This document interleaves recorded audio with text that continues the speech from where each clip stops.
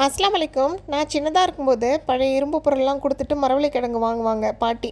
அப்போ இந்த ரெசிபி செய்வாங்க. செம்ம சூப்பராக இருக்கும். எப்படி செய்கிறதுன்னு பார்க்கலாம். மரவள்ளி கிழங்க இந்த மாதிரி சூப்பராக துருவி எடுத்து வச்சுக்கோங்க. இது கூட நல்லா ஃப்ரெஷ்ஷாக இருக்க தேங்காய் சேர்த்திங்கன்னா செம்மையாக இருக்கும். ஸோ ஃப்ரெஷ்ஷாக இருக்க தேங்காவையும் துருவி இது கூட சேர்த்துக்கோங்க.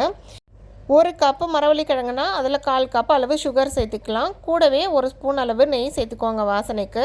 வச்சு நல்லா பிசைஞ்சு விட்டுருங்க. பிசைஞ்சிட்டு எந்த பாத்திரத்தில் அவிக்க போகிறோமோ அதில் கொஞ்சமாக நெய் தடவி க்ரீஸ் பண்ணிவிட்டு இந்த மரவள்ளி கிழங்கு எல்லாமே இந்த மாதிரி ஸ்பூன் வச்சு நல்லா டேப் பண்ணி செட் பண்ணி எடுத்துக்கோங்க.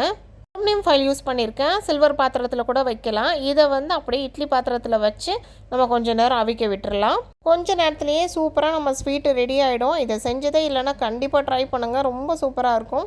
இது அப்படியே ஆற வச்சு கட் பண்ணிங்கன்னா இந்த மாதிரி கேக் போல் கட் பண்ண வரும். இதை சாப்பிட்ருக்கீங்களான்னு கண்டிப்பாக கமெண்ட்டில் சொல்லிட்டு போங்க. யார் உங்களுக்கு செஞ்சு தருவாங்களோ அவங்களுக்கு இந்த ரீலை ஷேர் பண்ணிவிடுங்க. பாய்.